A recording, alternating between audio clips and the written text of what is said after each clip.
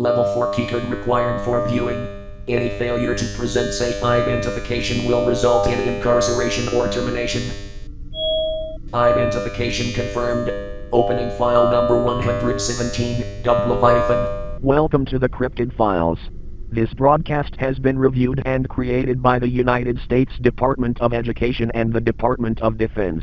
As humans are well aware, only around 15 to 20% of our ocean has been fully mapped and explored. This is due to humanity's limitations in technology, specifically dealing with water pressure. But from what we have explored, there is a great abundance of undersea cryptids. Most of them are barely a step up from animal, only having a few strange properties that make them stand out. We've been down to the Mariana Trench, and discovered little to nothing. But around similar levels in the depths of the Hadal and abyssal zones, our scientists discovered something that defies all logic in terms of its existence. We discovered this creature in 1991, swimming in the depths of the Atlantic Ocean. Our submarines were dwarfed by its overall mass, as it slowly passed under the ships. Shortly after this encounter, we began extensively researching this creature. The Cryptid Control Organization dubbed this specimen Leviathan, a testament to its gargantuan size.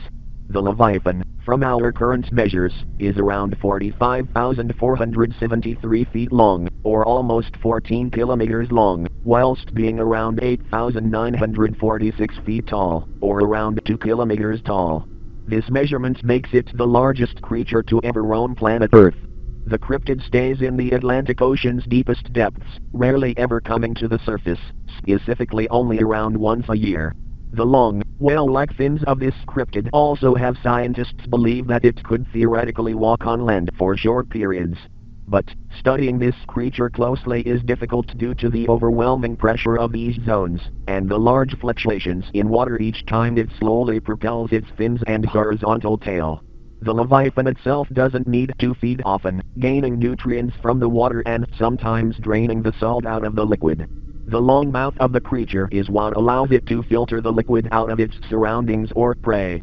We have observed it sucking the blood out of pods of whales, leaving the carcasses to fall down to the ocean floor. Although oil spills in the ocean can attract this creature to feast on the material, which we are working against to protect its secrecy.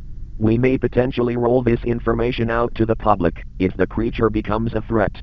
The low, echoing calls of the cryptid can also be heard for miles, commonly being mistaken for icebergs falling or whale calls to the untrained ears.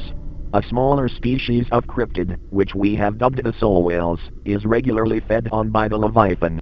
These roughly 1 kilometer long creatures live in the Arctic regions of the world, feeding on the deep sea fish near the ocean floor. Although there has only ever been one Leviathan, there are dozens of confirmed soul whales. Their name comes from their odd, dark-colored bodies that eventually turn into a ghostly tail. We are currently unable to harm the creature in any capacity, our tested weapons having no effect on it. In order to safely preserve humanity and its time in the oceans, the International Organization of Cryptid Control is working tirelessly from keeping the Leviathan from ever reaching any of our coastal cities, and from wreaking havoc on everything we built in the water.